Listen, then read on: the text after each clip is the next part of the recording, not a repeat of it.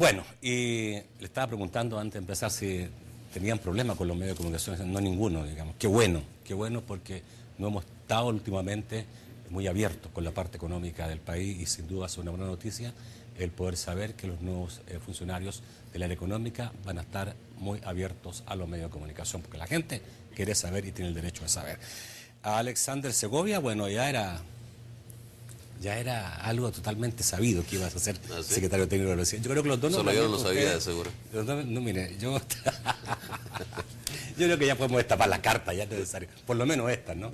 Se sabía absolutamente, digamos, que ustedes eran, y de alguna forma tengo la impresión que esto le daba algún tipo de seguridad a los sectores productivos del país. ¿Lo has sentido? Sí, bueno, desde que, en mi caso, que he sido asesor económico y social del presidente electo, he sentido realmente que los sectores empresariales, particularmente nacionales e internacionales, se han sentido tranquilos, en realidad, con los mensajes que el presidente ha mandado, con los argumentos que le hemos dado, con las seguridades que le hemos dado. Entonces, ojalá que ahora con los nombramientos esa seguridad se reafirme, ¿no? Se reafirme, y yo creo que es bueno para el país. El presidente dijo: este es un gabinete que responde a la crisis y a las necesidades que con la crisis enfrentará el nuevo gobierno. Sí, bueno, ¿es un gabinete de crisis? Es un gabinete que yo creo que está preparado para enfrentar la crisis, pero no es un gabinete que está diseñado y pensado para administrar la crisis. El presidente Funes lo ha dicho: no he llegado al gobierno para administrar crisis nada más, sino que la idea es pues, enfrentar la crisis, enfrentarla bien, pero hacer una estrategia que vincule con el mediano plazo para que aprovechemos la crisis, para que cuando salgamos de ella el país salga más fortalecido.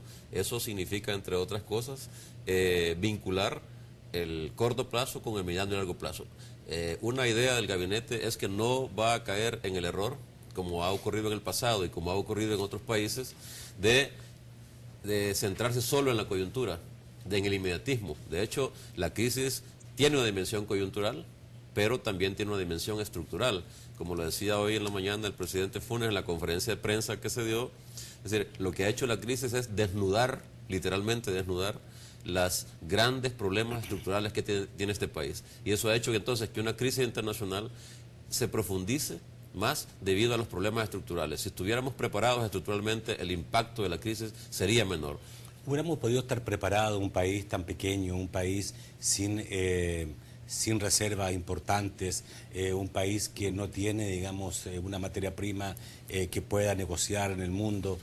¿Podría estar preparado? ¿Algún país de Centroamérica está preparado?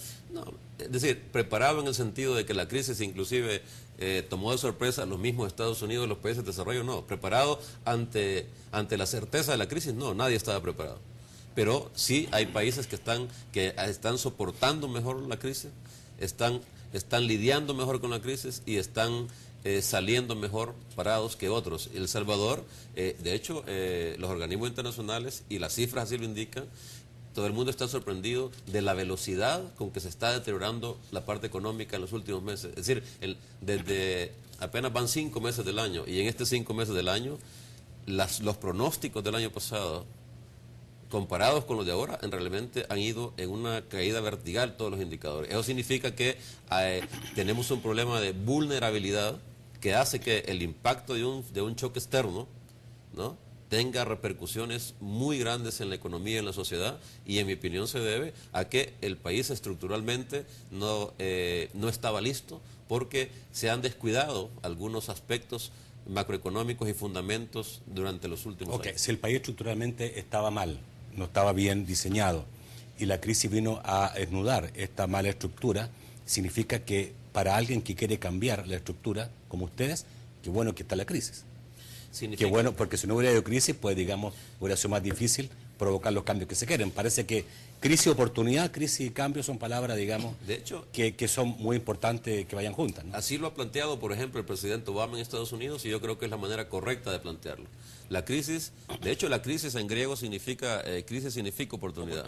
Y en ese sentido, lo que tenemos que hacer es ahora aprovechar la crisis para diseñar una estrategia de corto, mediano y largo plazo que nos permita enfrentarla, salir airoso de ella, pero a la vez sentar las bases para un desarrollo futuro interviniendo en los factores estructurales que explican el atraso y la desigualdad y la exclusión en este país. Ok. Vamos a dejar para adelante cuáles pueden ser esos planes, esos proyectos, pero obviamente también uno se pregunta, las finanzas, ¿cómo están las finanzas? Cabalmente, Carlos, te va a tocar un ministerio quizás que está emproblemado, mayormente emproblemado, porque es el ministerio que nutre recursos a todo el gobierno para poder funcionar. Hay un déficit. ¿Qué tan fuerte esto, qué tan poco manejable es este déficit que hoy día tenemos? Bueno, el problema quizás primario que hemos tenido hasta la fecha es conocer exactamente cuál es la magnitud del déficit. Cuando nosotros empezamos en campaña, nos dijeron que el presupuesto tenía un déficit de 660 millones. Cuando el presidente ya estuvo electo y visitamos los organismos multilaterales, ellos hablaban de alrededor de 1.000 millones de dólares del déficit, de los cuales 600 estaban financiados y 500 no estaban financiados. Hace algunas semanas, con las cifras del Fondo Monetario, nos dijeron que era de 1.050 millones el déficit y que eso aumentaba la parte no financiada. Sin embargo, hoy día estamos hablando de 1.209 millones de déficit, con lo cual se ha incrementado alrededor de 200 millones el déficit no financiado. ¿Y tú temes que una vez que asumas sea peor? ¿Que la realidad sea peor todavía? ¿O yo creo que ya esta realidad está desnudada? Bueno, ¿qué es lo que conocemos hasta la fecha? Hasta la fecha conocemos y hemos proyectado la disminución de los ingresos tributarios.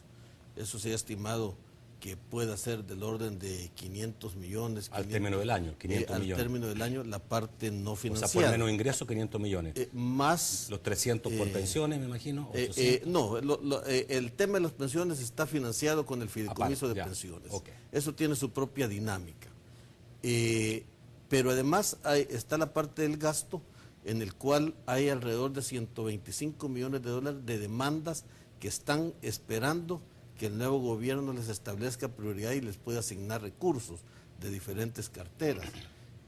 Nacho, no conocemos cuál es la situación del gasto y eso nos preocupa también porque de alguna manera la ejecutoria del presupuesto hasta la fecha pudiera que nos genere algún tipo de problema, no solo de caja, sino que presupuestario. Okay. Pero se hizo, se tomaron un par de medidas importantes, que era reorientar los 950 millones que estaban en créditos internacionales y se reconvirtió otros 1.803 millones de deuda a corto para darla a mediano y a largo plazo. Todo esto para solventar el pago de necesidades fiscales. Tal vez ¿Con esto queda la mesa limpia? La verdad es que quisiera explicarte lo siguiente. Sí. La verdad es que en su mayoría estas medidas sirven para pagar algunas de las cosas que el gobierno anterior nos va a dejar. Con el déficit que tenemos. Aproximadamente, ¿qué porcentaje de ese total, que son 2.000 y tantos millones, van a servir para pagar lo que este gobierno debe y cuánto va a quedar libre para el próximo gobierno? A eso iba. Del préstamo de los 950 millones que nos otorgó a finales del año el Banco Mundial y el BID, 300 millones no se han tocado porque quedan destinados para el gasto social de acuerdo a las prioridades que establecieron los partidos en esa ocasión.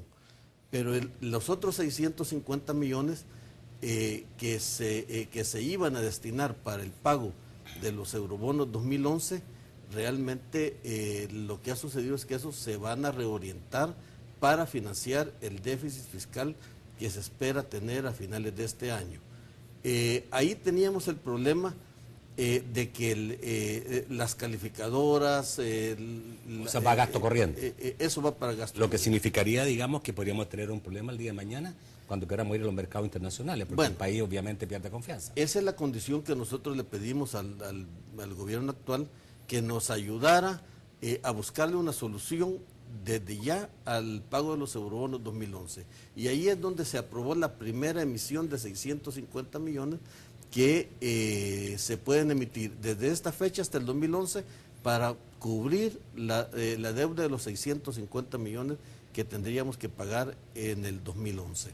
Esa es la primera, digamos, gran reforma. ¿Qué es lo que sucede ahí?